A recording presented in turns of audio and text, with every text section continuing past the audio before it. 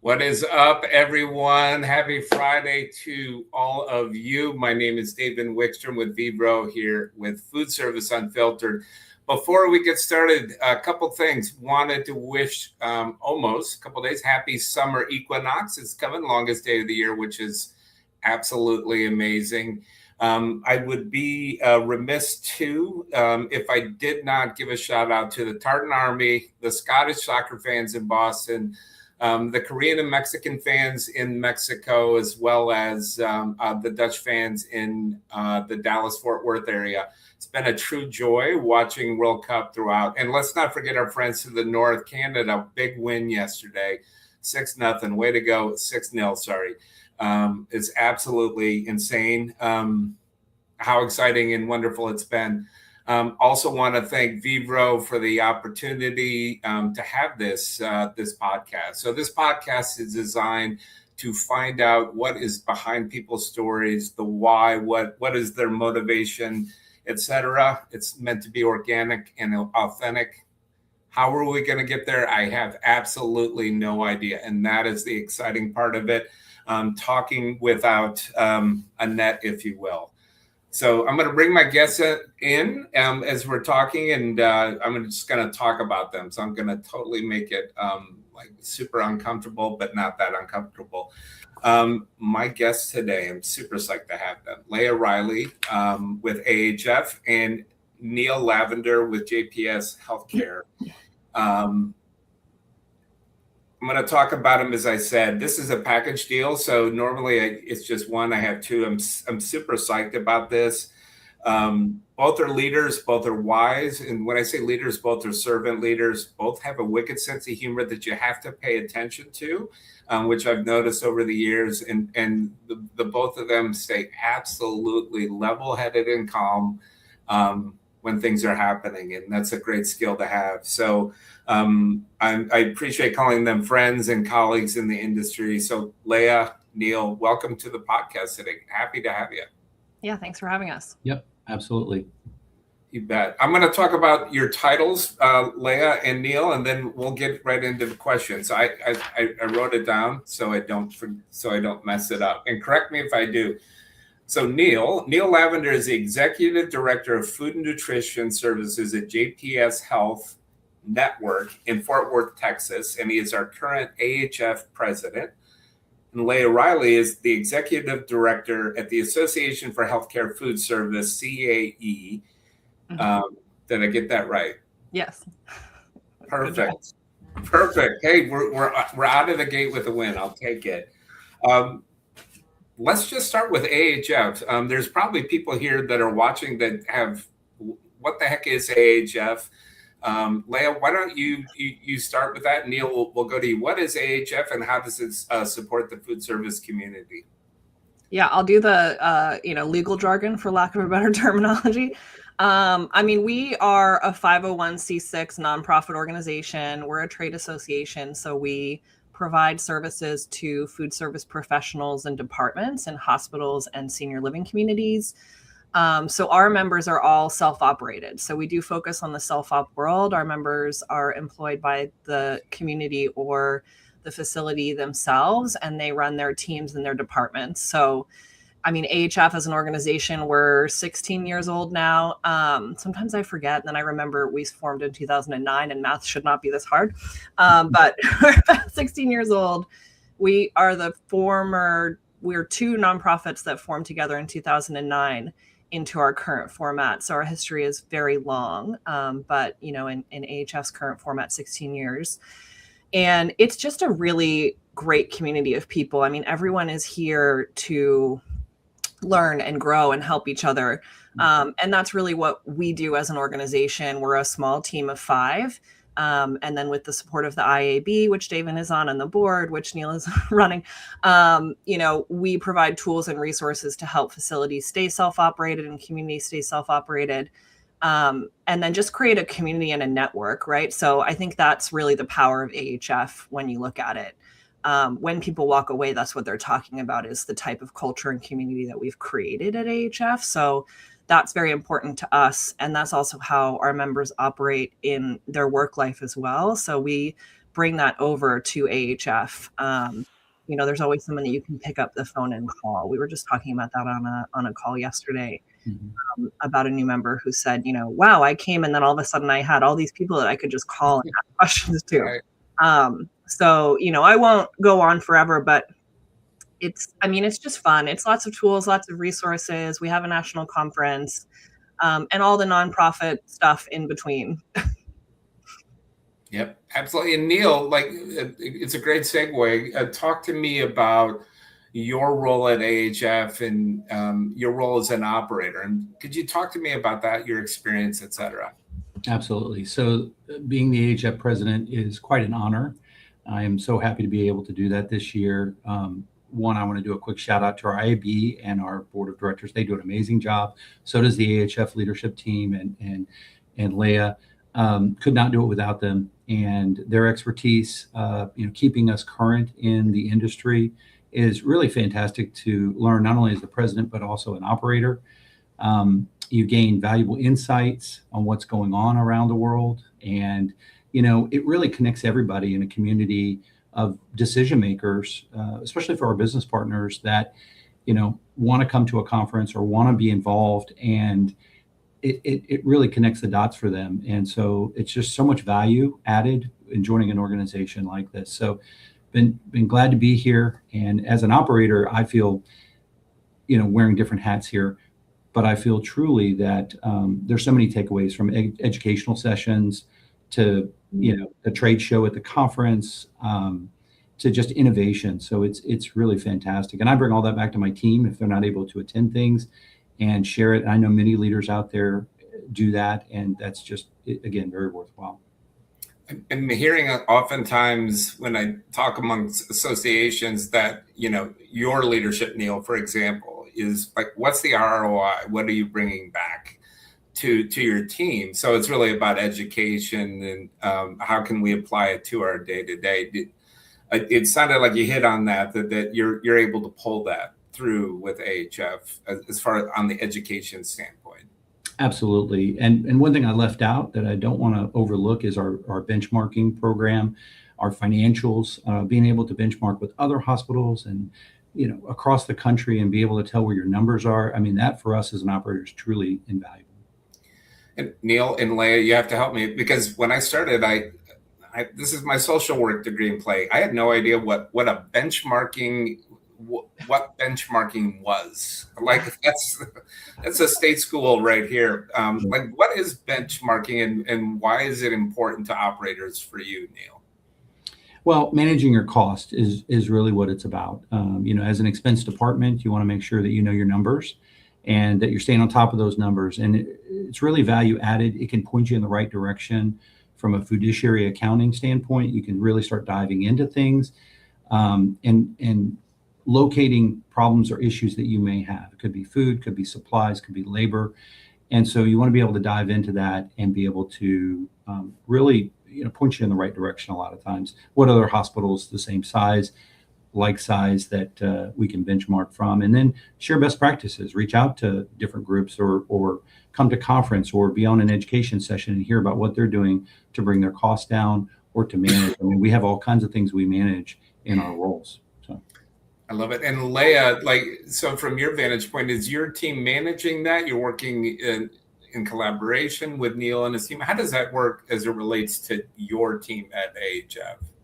Yeah, we have a software. It's free to all of our operator members to use. It does take some time and input to get yourself set up, but then it is one of the only benchmarking programs that is real time. So you're entering data every month or every quarter for 3 months at a time, and you can track your progress across currently 29, soon to be, I think, 31 key performance indicators. So then you can choose from there which ones are important to you and your facility, but it's run through a software that, we work with, and it's very powerful. It has lots of data. You can use it as personal dashboard. And, so the staff, we do the administrative part.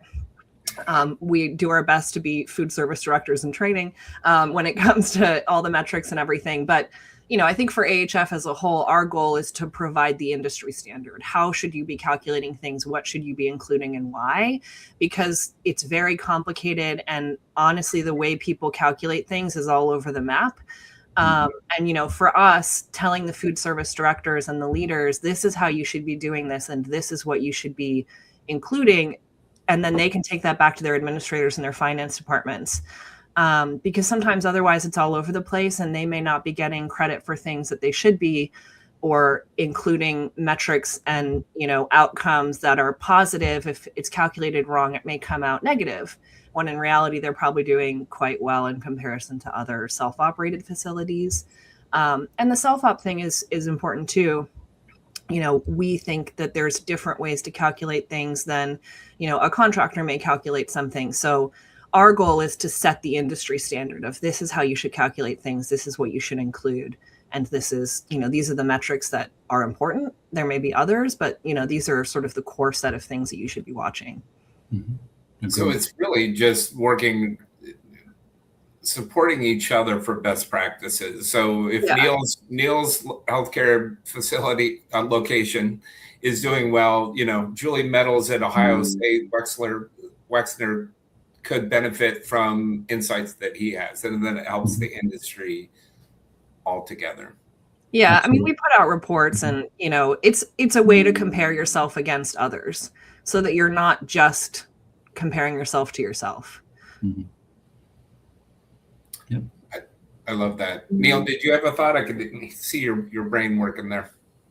Well, I would agree with what Leah said. I mean, I think we learn from one another. We're not an island here. We're a community, and AHF really brings that to the forefront in the sense that those best practices, and there's just so many hospitals that you interact with, and it's great to hear from them to advance healthcare as a whole. And I think that's what we're doing here. That is our mission. We take care of patients. We manage cost. We want to put best practices and innovation in place. So these are all things that I feel are value added from AHF in the years that I've spent with AHF. So I'm very thankful. I love it. And Leah and Neal did not pay me to say this. As somebody that works in the industry, in the food service industry, all the associations, AHF really does a great job as far as engaging with business partners and operators. And, they're real about it, and they ask and they listen. And, I can speak from a manufacturing side that's really all you ever really want, is to have open conversation and to see where it goes. So kudos to both of you for leading there. Leah, I want to go into the Wayback Machine, and Neal, I'm going to do the same for you. Okay. So Leah, was it your dream as a young girl to, be managing AHF? Like, what got you here? What is Leah's origin story that got you to where you are today? Yeah, I mean, so I have technically tri-citizenship, which is sort of, I was born in England. I have Dutch citizenship, and then I naturalized to the US in 2013, which seems weird because I clearly sound and am American, but I did grow up here. And my dad worked for the World Bank, and my mom worked at a local park in Northern Virginia for, my entire childhood. So I sort of grew up at the park and grew up outside. And when I went to college, I went for my undergraduate in environmental studies, and then I went for a graduate degree in conservation in London, environmental conservation. So I came out of that knowing that I wanted to work in the nonprofit field. And I worked in the nonprofit environmental field for a while, which I loved, but was quite poor. I was quite poor. We all were in college.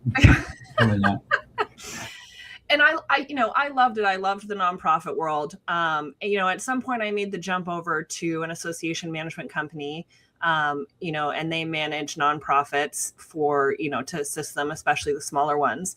And AHF was a client there. And I realized when I was working with a different client that I really just loved helping nonprofits do what they do best. And I wanted to work with people who were passionate about what they do.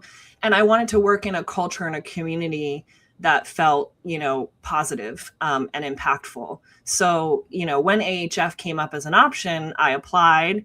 And I got the job and I was super excited and I've been here ever since. And then shortly after I got the job, I went to the board and said, let's go self-up. And we went self-up in 2019, just before the pandemic, just in time because, we really needed to be self-up to get through that. So it was scary, but fun and amazing. And, I just, every day I find that there's so much to do, which can be tiring, but it's fun. I don't like to be bored. I am not a person that you will find just sitting around with nothing to do. I will find something to do or something to improve. And I like eating. So, I'm not doing too bad over here. I have an opinion. So I think, probably being able to eat and, being the executive director when you have an opinion they're going to mesh well. Yeah, those are two wonderful things. Neal, same question for you. I'd be interested to know, like, your title, your day-to-day, and then work backwards and really start where you are today and then go back and what brought you to today, if you could. Sure, absolutely. And working at JPS Health Network in Fort Worth, Texas here as the executive director. I came here 10 years ago, just got my 10-year pin last week, which I'm really excited about. And it was an opportunity for me. And actually, I found out about the job from someone that was very active with AHF locally. And they, networking, you gotta love the networking. And I was down in Houston. They told me about the job. I ended up applying and getting it. And it's become a career position for me. And as the executive director of food nutrition here, we have a level 1 trauma. We're a community hospital, safety net hospital. We're 582 beds. It's a very busy place all the time, very robust campus, and we're growing. And we continue to support the patients that come here and support the communities we serve in Tarrant County. So I've enjoyed leading the patient experience side of things, the innovation. I've got a team of about 105 folks that report to me. So it's pretty busy. We take care of everything from food service operations to the clinical nutrition side of things, to emergency management side of things, and just being prepared for anything. We're always ready, and I think that's the great thing about working here. No 2 hours, no 2 minutes are alike here working, and I truly love that piece. But I originally was not in healthcare food service. I came out of college. I'd worked in different restaurants as a cook or front of the house or that kind of thing, hotels as well. Didn't know what I wanted to be. Thought I was going to go in the Air Force, believe it or not, because I'd moved around quite a bit as an Air Force brat. Dad was a pilot in the Air Force and mom was an English teacher. And so had that experience growing up. My grandmother and my mother loved to cook. And I think that's where I became a really good, someone who loves to cook, someone who is really focused on food. And that's kind of where it started for me. And then when I got out of college, I really didn't know what I wanted to be when I grew up. And so started working out there in the restaurant industry, got a healthcare opportunity at the Medical University of South Carolina. That was my first healthcare job, and took that. And it has been a very interesting ride since then. So very pleased to be doing what we do. And just, I think I've moved around quite a bit. Some people know me in Florida because I was at Florida Hospital Orlando. Some people know me at, Texas because I was with THR. I was never afraid to move where the job was and learn more. And a lot of, I think, what I do in my role is having really great people that work for me, that do a great job. They have loving hearts, caring hearts for our patients. It really makes a difference, and it makes my job a lot easier. I learn from them every day, from our clinical team to our operations team. And again, I feel very blessed to be here. And Neal, I would imagine too, compared to other segments, when you're in a hospital location, diet is key. Whether it's hypertension or diabetes or you name it, any reason you're there in the hospital, you have to adapt and pivot to meet your clients' needs, really, your guests' needs rather. Absolutely, and we balance the clinical side of nutrition with our patient diets, our therapeutic diets, our nutrition care manual. We work very closely with our physicians and nursing staff on that for approvals and making sure they understand that. And, diets, allergies, we manage all of that. But then there's the choice, what the patient wants to eat. and what they like eating. And we want them to consume those calories so they get healed and they can be discharged from the organization and go home to their families and loved ones. But patient experience, and especially in the patient feeding side of things, it's so important as a core pillar for everyone in healthcare. It doesn't matter if you're in dining services, it doesn't matter if you're in healthcare hospitals or behavioral health. That tray, that meal is so important to what the patient's day looks like. And I speak from experience. My mom's in assisted living right now in South Carolina, and going to visit her and seeing the reaction of the folks in the dining room there in the senior dining, it really brightens their day. And the food is such a core piece of their care there in that senior dining. So very much a kudos out to the senior dining folks and what they do. And, I've experienced that firsthand.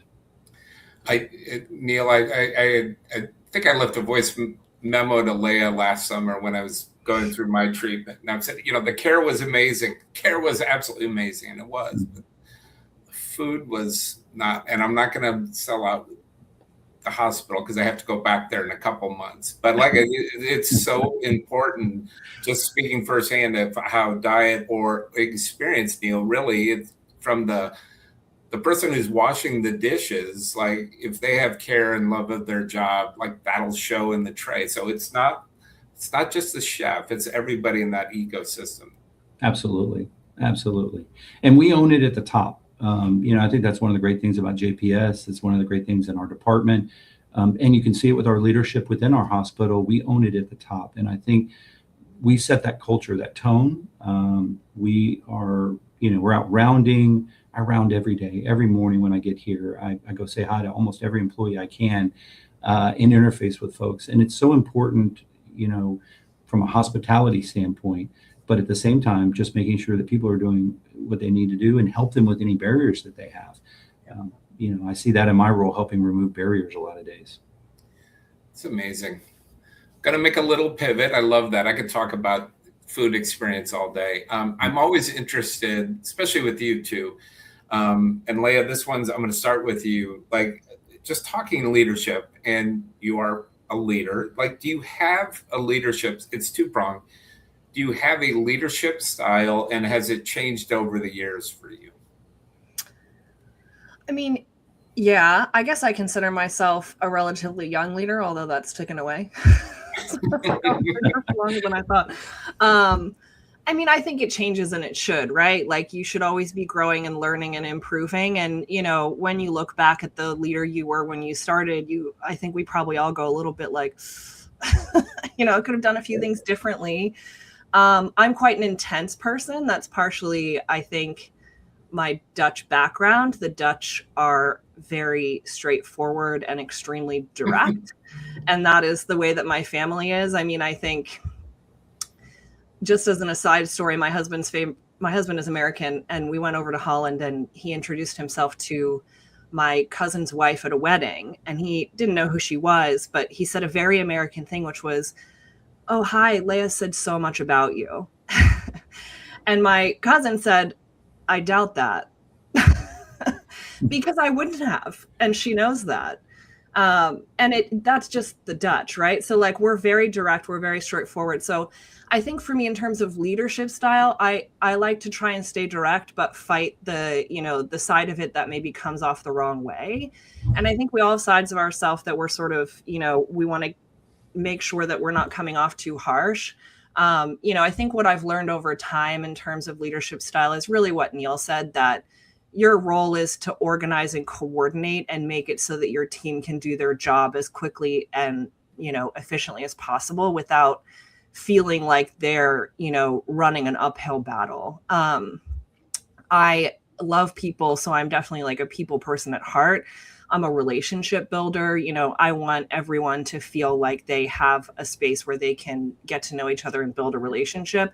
And that's part of the reason that I love AHF so much, is that's what all of the leaders here are like, and all of the members are leaders. So it's just an interesting place to be, because I think, everyone is a mentor of someone. So you can learn something from every single person that you're talking to in every conversation at AHF, there's very few people that you're interacting with that aren't managing someone. And it's not a prerequisite, but it makes it interesting because they all have something to offer. So, I mean, I think I try to be a kind, efficient, but straightforward leader. Doesn't come off as harsh. That sounds about right. If one were to describe you, Leah, yeah, I think that's a fair assessment. Yeah. So Neal, how about you? How would you describe your leadership style, and have you seen any changes since you came into the industry? Something maybe you did when you first got out of college to where you are now? I think, first getting out of college and coming in, I think there were leadership positions that I had where I was evolving. I was not a servant leader at the time when I came out of college. It took me years to get there. And I don't think it's a destination. You have to work at it. I truly also feel that I had great leaders and also some leaders that I saw what they did and I went, I don't want to do that, or that's not the right thing to do. And I learned from them, believe it or not. And so I just figured out over the years how to build good teams, how to, empower folks, not micromanage folks, and trust in them that they're coming to work every day with love in their hearts. They want to do a good job. That's why they're in the service industry of healthcare food service. And, foster that collaboration and then celebrate them, not to take the credit, but to say, listen, the credit is really your work. You've done a great job with that. I had a leader the other day, she said, do you want to send the email? And I said, no, you're sending the email. I said, because you worked on this project. You've done the heavy lifting. It wasn't me, it was you. And I think that's the piece that I've learned over the years, that recognition is so important to make sure it gets, for the leader or the employee of what they're doing. And so that recognition and just a very, centered around celebrating that is very important. So you bring up a great point, Neal, which I think is so imperative. Of course, money is important. We need to have a living. And I believe that people want to be seen, to your point. They want to be acknowledged, part of something bigger than, their day-to-day lives. So when you can empower people or walk with them, and that's a great example. Send the email. You did the heavy lifting. Now, Neal, you could take a victory lap and make it all about you, and you'd have a leader that would be like, okay, stay away from that guy because, right. But you chose. I love that. Yeah, and I practice that pretty regularly. When I go to our administration, I share all the ideas from our leadership team. I type up usually a 3-4 page document, and I go in there once a month, and I have our metrics of patient satisfaction or quality or even the cafeteria menu and some of the specials we're doing for World Cup or those kinds of things. And then I have, hey, we got this project done. Here are our wins. And then here's some things we need help with. And it really breaks it down. And it's been really great to do that because it's about celebrating the team. And we have a great team. I could not do this alone for sure. And I also reflect with AHF. I think Leah does an amazing job. Kudos to you, Leah. Kudos to the team. Yes, kudos for the team. Yes, absolutely. So thank you for all you do. So it's great. I mean, they do the heavy lifting, but I mean, to Neal's point, I've had people take credit for my work and it never feels good. And they may not mean it badly, but if you're not super cognizant of it, then it does start to impact people. And, I mean, of course, money is important, but I think we see more and more, especially with the younger generations, that culture is the primary now. And we've all felt that. I'm sure we've all had bad jobs where, you've thought, I'm going to find something else regardless of what they offer me because it's just not worth it. Absolutely. Yeah, it's like, check in with an employee on Sunday night, like, are they dreading Monday? Yeah. Right, are they dreading Monday, or are they like, I cannot wait to go see Neal or Leah, which I know they're excited to see you both.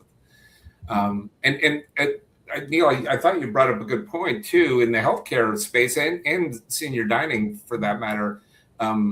Client experience is paramount to like the scores you get of client and guest experience. That's so important. So I'm leading into it. My take is healthcare food service is gone are the days of this is like, the 1970s tray line food. It is hospitality, its experience. Am I getting that right? The way healthcare has evolved to that client experience hospitality space? Absolutely. We are a value-added partner to the organization. We're not just a food service or expense department. We do everything, and I mentioned emergency management, and it could be being ready for that next ice storm, right? And do we have enough water and food on supply? We have an impact throughout the entire organization on that level.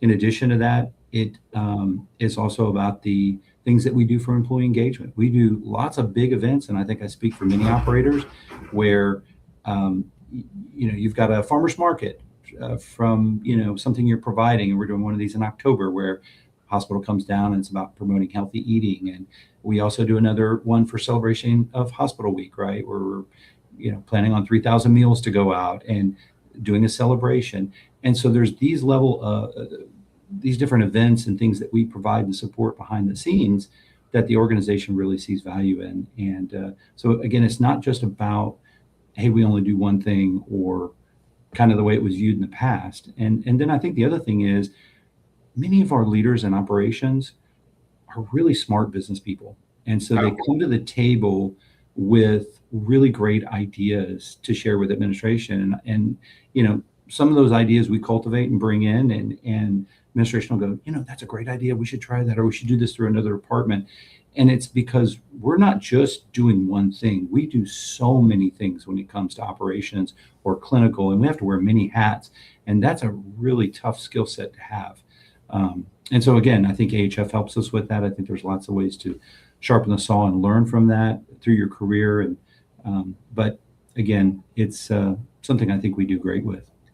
So you're a part-time therapist, part-time chef, part-time operation director, trainer, yeah, social worker, yeah, you name it. Right, all the above. I love that. I'm gonna start with you, Leah, and we already talked earlier, and this may be a portion for Neal, but I'll start as we're going into Atlanta for a conference. Where do you see healthcare? Any trends you want to talk about, Leah? I'll start there. In the next 5, 10, 15 years, or it could be this year. What is the trend that is kind of bubbling up and big that we're going to talk about in Atlanta in August? Yeah, I mean, I think there's a lot. I will say it's an incredibly complex industry, and senior living even more so. Sometimes the senior living folks, I'm like, this is really complicated. It's just a very interconnected, very complicated industry with a lot going on and a lot moving. And to Neal's point, they have a lot to manage now. Many of them are doing retail, gift shops, EVS, food and nutrition services. They run all of it. We have a few folks who are running transportation too. I mean, it's just really wide ranging. So we try to cover an incredible amount of practical, takeaways. I think for us, education is incredibly critical. So we spend a ton of time making sure that the program is really beneficial so that you do go back with real things that can help you be more efficient in your operation and, gain you more financial margin. We have a lot on the stage, both concurrent and pre-conference and on the main stage. On the main stage, we have a pretty good mix. And I think it does speak to sort of what we're seeing coming up in the next, 5 to 10 to 15 years.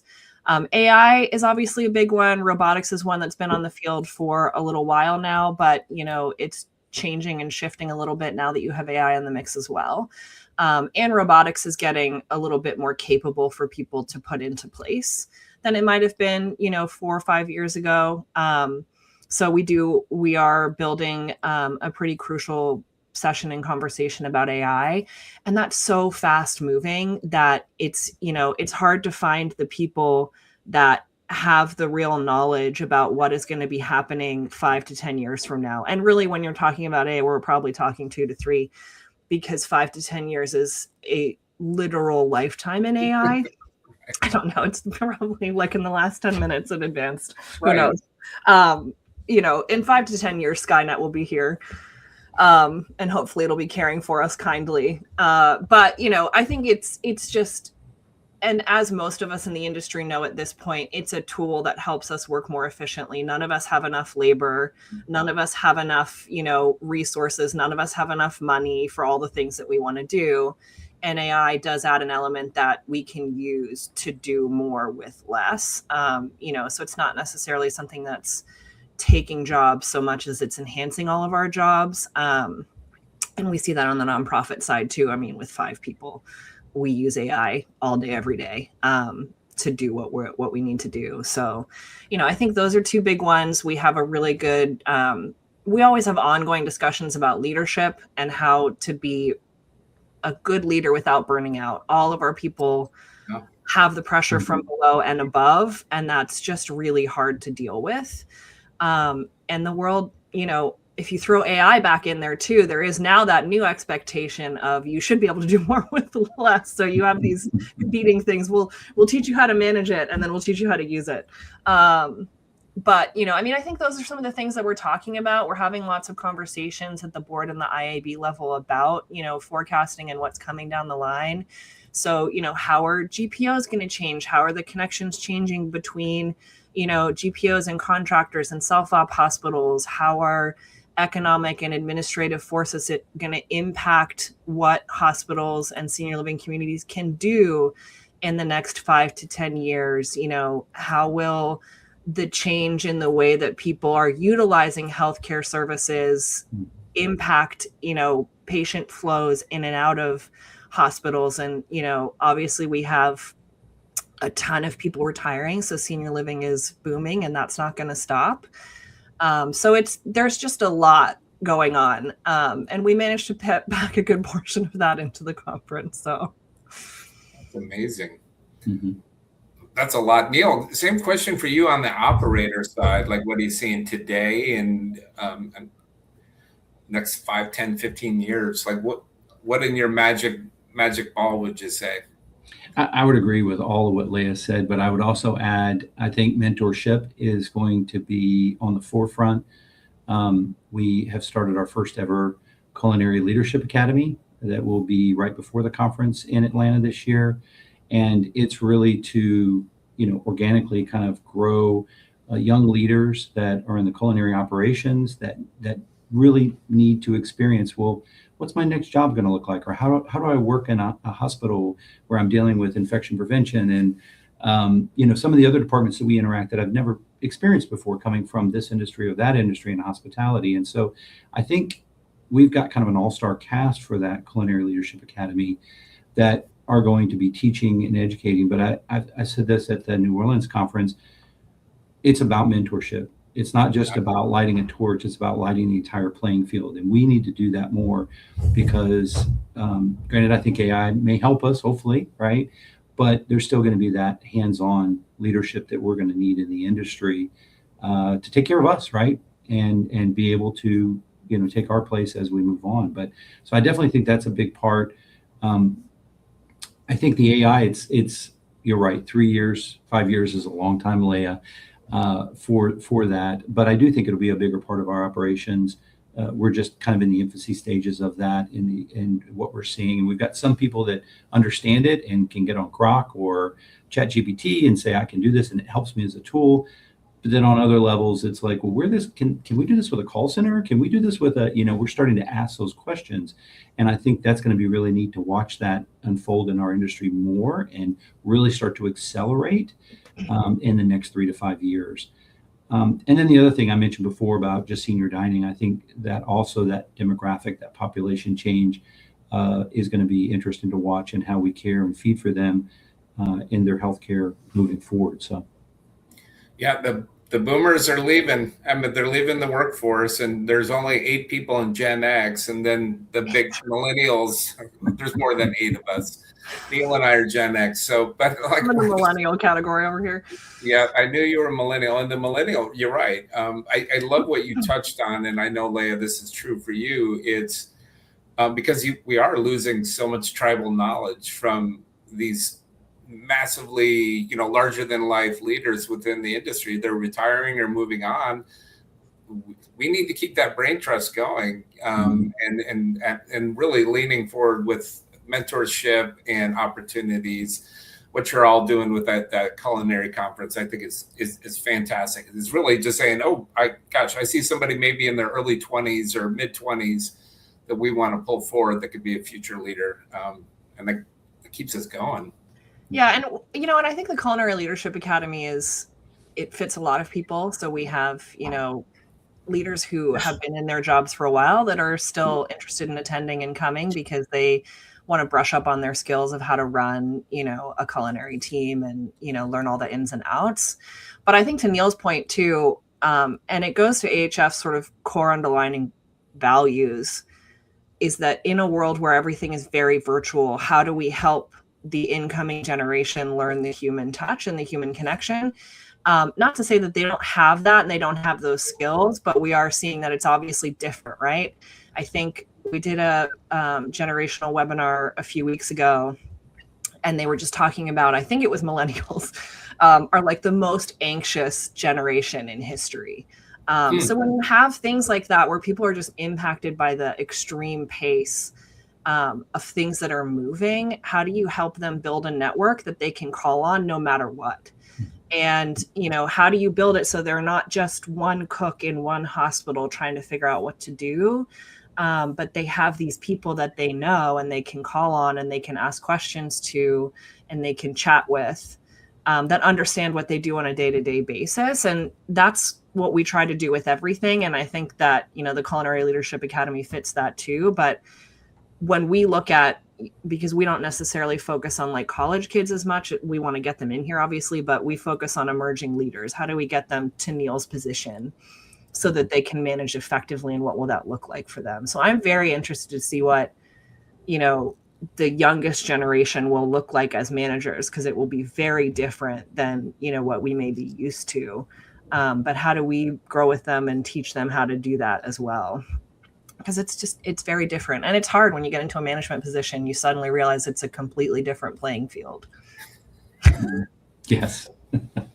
With multiple generations, multiple viewpoints. It could be cultural differences, where you live in the United States, you name it, it's huge. I was smiling as both of you were talking. I have a 13-year-old, he's Gen Alpha. And Leah, I think your daughter's Gen Alpha too.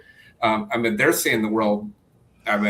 Forget about Gen X and millennials. Gen Alpha and the one after them is, they're light years ahead of us. Just about everything. She practically reprogrammed my phone earlier. She's 3. Of course. Yes. If I have problems, I give my kids my phone and say, please fix this. Yeah. Right. Well, I think it's a good segue too. I would love to know, like, who are you outside of work? I know what you do, and I see you often. Leah, Neal, I'll start with you. Like, what interests, hobbies, you name it, when you're not just being the best you can be at JPS, what do you enjoy to do? Tell me about that. My center, my calm, my rock is my family. Yeah. I have 3 young adults, and one's an electrician. He's 26.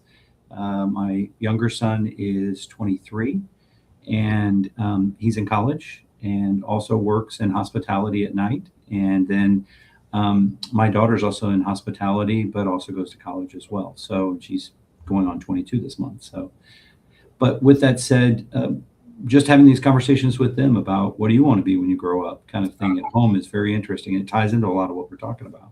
But I enjoy my time with my family, wife and kids, and really enjoy, the things, the perspectives that they bring. It really helps me as a leader. I think you talk about leadership and how did you get here? I think being a father has been one thing that's really helped me to do things and also think differently about the world because you see different perspectives in your own home. So, happy Father's Day early, by the way, Neal. I would imagine too, your kids don't care about your title. Like you're just dad. Yeah. I know my son is unimpressed with me. Just absolutely. Yeah. You're short and old. I'm like, I know that's fine. One day they may watch this podcast and be like, oh, he did mention me. That's great. Yeah, exactly. But I also, Neal, I would venture to guess, knowing you, that your kids made you, as you mentioned, a better leader all the way around. Absolutely. Absolutely. I mean, just learning about social media. I've learned a lot about what's out there and what's emerging and what their thoughts are on it, what their thoughts are about work. I think the playing field is definitely changing with the younger generation coming up, and when they're off, they're off. They don't take call, right? And I know a lot of us do that in healthcare. We're always on call. I see that as a trait with them. Yep, I love it. That's perfect timing, Neal. I caught that. Leah, how about you? What is Leah outside of just being the amazing executive director of AHF? I mean, I obviously like spending a lot of time outside with the environmental background. I have a husband and a 3-year-old. She's almost 4, and a dog who's technically my first child, but if my husband asks, not my first child. I love my dog more than I should. My husband, he runs a furniture business. He builds furniture for a living. So I do spend a lot of time, he and I spend a lot of time renovating things, building things. We really like doing that kind of thing. So I'm often painting something, building something, helping him with a power tool or whatever it might be. My basement is like 95% power tools. So, and then I just have my little office in the basement, my little enclave, and the rest of it is a woodworking shop, which is kind of interesting. And then, the top of the house is regular house, but there's nothing in my home that's not nicely built, which is kind of a good benefit. But I mean, I really like doing stuff with my hands, which pairs well because obviously I'm on the computer all day for AHF and chatting with people, which I love. Not very good at being alone. I like being around people. My husband is a bit of a, solo creature. Like he's fine by himself. And I'm like 10 minutes in, I'm like, we should go do something. Like, what should we do? It's too quiet. Yeah, that's probably what I'm like at work too. Like at conference, people are like, can you just sit down? I'm like, no, we should go do something. We should watch something. I just like to be active, gardening, being outside, building something, doing something. My husband and I always joke that if there's we'll clean off the whole dining room table and then we'll be like, oh, what project could we do here now that this whole space is clear? Like, what could we do with this? So what can we do to put more stuff back on the table? Yeah. That's amazing, Leah. I love that. That's awesome. We have 2 more little segments, and I think I'm going to start with the 7 questions. And if Neal and Leah, you can talk together, you can have your individual answers. It doesn't matter how the answer comes out. If you get these questions correct, you will win a prize at the end. Okay, amazing. We're competitive. Watch out. What's that, Neal? I said we're very competitive. Yeah, I assured me they were, in proof. I couldn't lose. I believe I remember you saying I couldn't lose. I love type A's. I love it. Yeah. So this will play right into your hands. And Neal and Leah, is it true that you have no idea what these questions are? You have no. Correct. Promise. That's a fact. Okay. Mm-hmm. All right, you guys ready? There's 7 questions. Okay. And okay, we'll just go. Sweet or savory? Sweet. Sweet. Okay. Gonna have to mark that down. That is correct. Favorite author or musician? Oh, that's so hard. I'm gonna go with Jamiroquai. I'm gonna throw wow out there. Old school. Love it. Neal, what say you? Musician, Depeche Mode. Ooh, that's a good one. I'm going Fifth Element for movie. Oh, that's a good one. We're all very impressed with ourselves. I'm writing this down. You both got that right. Are you either or both of you gardening this summer? Do you have gardens that you're tending to? Yeah. A slightly failing garden. Yes. Slightly failing. Tell me more about that, Leah. This is. Oh Lord, we have our garden, but it's always 100+ degrees in Northern Virginia in the summer, so it's difficult because you go out for 10 minutes and then you need to lie down for a while. So I am constantly trying to figure out the right system that allows me not to have to manually water things, but it never really quite works out the way I want. I love it. How about you, Neal? Well, not necessarily gardening, more landscaping, putting in flowers, things like that. We moved into a new home a year ago, and we've been kind of rebuilding the backyard. And I do a lot of that work myself. And so planting bushes or, oleanders or things like that to kind of fill up the back. And it's been great. It's kind of our little oasis. I get out there and grill food and, have people over, the family and that kind of thing. So it's a lot of fun. So I know where I'm going. We've had a lot of rain, which is great. I know where I'm going next time I'm in Dallas, Fort Worth, Neal. I'm inviting myself over, bud. There you go. All right. Describe AHF in 3 words, only 3 words. Intelligent. Let me think about this. Kind. Passionate. Love it. Neal, what about you? Okay. Excellent, innovative community.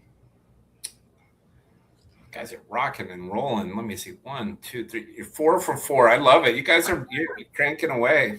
I'm starting to feel like it's not possible to lose. It's kind of hard to lose, but yeah, you're reading the room well, Leah. Okay. Neal already touched on it, so this should be easy. Do you have any siblings, family members, parents? Of course, we all have parents, or we wouldn't be here. Yes or no? Do you have siblings, family members, or parents? What is a family? Yes, I'll take it for 500. Yes. You guys are great. I love that. An actor or actress that would play you in your life story? Gosh. That's a tough one. I'm so bad with actors and actresses' names. That's okay. My answer would be something like that person in that movie that one time from 1999. I'm going to go with Harrison Ford. I'm a Star Wars fan, so. Brilliant. Oh, that's a good one. Yeah. I'm going to go with Charlize Theron because that's the only person I can think of at the moment. I'll take it. She's a good actor. She's great. Good. She's tall and blonde too, Leah. So you're, yep. And I was referring to the younger Harrison Ford, by the way. He's doing okay across time. Right. Absolutely. Okay. Movies are timeless. And lastly, and you guys are trending well, you're 6 out of 6. What superpower, if you could have any superpower, what would it be?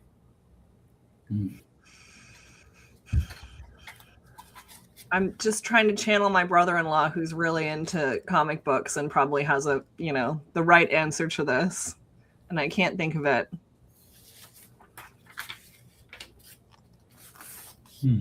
I know that's hard. I want to say intelligence, but then I think if you think about that, then, maybe the world gets too boring if you're too smart. I'm going to go with super speed. Fast. If I could do an Excel file in 1 second flat, I'd be pretty happy. Super speed. Wow, that's a good one. That's a tough one because there are lots of choices. Yep. I think I might be stumped on this one. I really am. I'm thinking I'm kind of caught between flying and X-ray vision, but then I'm kind of I don't know if I want those. It's kind of scary. Too much power is not a good thing, right? Well, if you could fly, you wouldn't be scared of it, right? Because you can fly. That's true. And that's a correct answer too, Neal. I'm going to tabulate. Got extra credit. Extra credit. You guys both got 7 out of 7. Congratulations. How do we benchmark against the other, contestants on your show here, David? Oh, that's right. We have not done that yet. Okay. But I have a program. I have all of these are recorded, so I can benchmark against it. Let's do that. I love it. I need to know. Yeah, I love it. Couple more things. Do either of you have any questions for me? Anything you want to just ask me? I have my guests sometimes. Okay, I thought about this in advance. Okay. If there was no budgetary limit, what is your dream pair of shoes? Oh, that's a good one. Gosh, that is really good. I mean, I remember Jordan at North Carolina as a kid watching him. So I remember when he being from Chicago, Michael just coming onto the scene and putting 60 on Boston when they lost in that series. So I would say money's no object. Like, it would be the original Jordans that they had. Okay. That's my dream shoe. Okay. I was going to ask about the sports jacket, so thank you for that, Leah. So, Yeah. any sports jackets you would own, like colorful? What color would you add? I saw was it the green one you had at NRA, right? Yeah. The shoes and the. I'm finding, I got my inspiration in sport jacket. I'm going to go on a tangent. Like Johnny Lydon, who is Johnny Rotten from the Sex Pistols and Public Image Limited. He has been my like spirit animal for style since I was a kid, because he's always bright and patterns, etc. So I would probably go an orange, which probably doesn't sit well with my fair skinness, but still, I would do an orange version of that with a lot of bright colors popping. Excellent. Yeah. Or an Okay. orange jacket. I'll have to look at that. Now you're inspiring me. I am. I think it's going to be all orange in August. Right. It could happen. Yes. So we're getting near to the end. A couple things. Any shout outs? Anything? I know we talked about AHF. Anything you want to highlight? What's coming at AHF? Leah, I'll start with you. Something you want to tell people that are listening in. I mean, we have a lot happening, but in the next, month or so, all of my staff will have less to do, which is good. We're currently coming to the end of a couple of projects. We're going to launch some pretty big changes to our website, new functionalities there. We are actually launching an AHF mobile app, which is something that we've talked about for a long time. So it'll be an organizational mobile app, not just conference. So that'll be really exciting. Our hope is to make it easier for folks walking around in hospitals and senior living communities and, with firewalls and everything else to access the conversations and tools that we have going. So I think those are two of the bigger ones. Obviously, the national conference is huge. We have a really good agenda in August. And then we have the launch of the Culinary Leadership Academy, which, we're planning to continue. I think our goal is to create meaningful leadership training for the next generation so that when they get to the point that Neal's at or, our other leaders are at, they're ready for that challenge and they already have some skills under their belt. And, maybe everybody makes mistakes, but maybe we can help them feel more confident and, avoid some of the more obvious mistakes when they get into those roles. And then we talked about this earlier and you told me to remind you, but I was also just going to say we did, Angela and Gina, our IAB chair and president next year, picked Davin and Aaron Copley Johnson to be our conference chairs for 2027. So Davin, I assume, will just show up in an entirely orange suit next year. Counting on it. I hate attention, Leah. So yeah, there's a good chance that'll happen. And I'm thrilled, Leah, to be conference chair. I can't wait. To San Antonio, right? San Antonio, yeah, it's a beautiful hotel. The duck race will be back. Obviously, we are back to a lazy river. Mm-hmm. And then after that, we'll be in Orlando at the Carib, which is a beautiful hotel. So that will be a really good one. They're both going to be amazing. But for this year, I would just encourage everybody to come. We take the education seriously. We take the food seriously. We're pretty intense with the hotels in terms of tastings and quality and, what we offer. And we still have scholarships if there's operators out there that haven't registered. Shameless plug. Definitely make sure that you come. We know things are tight right now, but we make it so that you will walk away with a more efficient and a more fiscally capable department. So, we definitely encourage you to come. It's something that we think is pretty critical and not just a nice to have. Okay, I'm done. I'm going to step off of my shameless plug now. No, it's great. It's great. And Neal, how about you? Any parting thoughts or AHF, anything? Last words of wisdom. Well, I would just say, in addition to what Leah, just to build on that, the monthly webinars are invaluable. I mean, they're just so valuable to be able to help your leadership team, the coffee chats, all of that is, and that happens all year long. And again, very valuable. We have great leaders that jump on that as and some of them are kind of a precursor to our conference because they'll come back and speak or do a fish talks or those kinds of things. So very, very pleased with that. And I think that's really going well with AHF. And so that would be my shameless plug, in addition to what Leah said about the conference and the Culinary Leadership Academy. I'll accept a ditto. Ditto. And before we go, Davin, since a lot of our conversation is obviously focused on leadership, I did just want to do a shout out to the AHF staff. There's only 5 of us, of which I am one of 5. But Kristen, Hillary, Sarah, and Chelsea, who is our newest staff member, honestly work tirelessly to make sure we can do everything that we do. And they're amazing. They work really hard. They're very passionate. And they love the AHF members as much as the rest of us. So they're always kind, and they're always, there to provide that support to the operators and the business partners. So I did just want to end with a huge shout out to them, because I obviously can't do this on my own. They do the vast bulk of the work. It is absolutely true what you said. They are a mighty crew, and a small crew but mighty, and they're just fantastic humans too. It's interesting. I always write a quote at the end, much like I send music, as you guys got music today. But I always write the quote before I even do the interview. But I thought it was just perfect. And the quote is, "Happiness is not a mood; it's a work ethic." Meaning you just don't wake up happy. Happiness comes from discipline, showing up, being servant leaders. And I think it's an appropriate quote given the two of you today. So Leah, Neal, thank you so much for coming on today. It was fantastic chatting with you. Your time, your effort, leaning in, and showing up, as I mentioned at our IAB, showing up like you did last summer for me. I'll never forget that. And that's really helped me get to this today. So thank you personally for that. Before we wrap it up, I do have to thank Vibro again for the space and place. They always give me this platform to do this. I'm so thankful for that. So that's all I have. Leah, Neal, you're the best. I can't wait to see you August, if not before. And thank you again for coming on today. Yeah, thanks for having us, Davin, and get ready to eat across multiple tastings in 2027. I'll bring my sweatpants. I'm ready. Thanks, Davin, for all you do. We really appreciate it.